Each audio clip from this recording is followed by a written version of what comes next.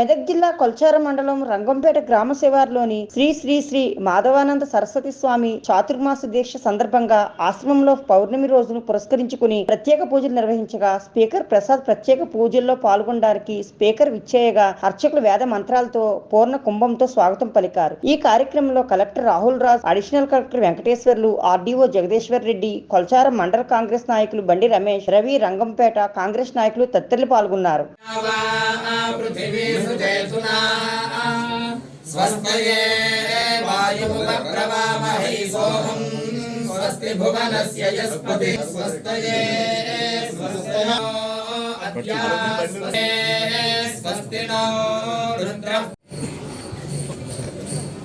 ఓం సహస్రశీర్షా పురుషః సహస్రాక్షः సహస్రపాద్ ప్రభూమిం విశ్వతో వృత్వా అత్యధిష్ఠదశాంగుళం పురుష ఏవేదకం సర్వం యద్భూతం యచ్చ భవ్యం.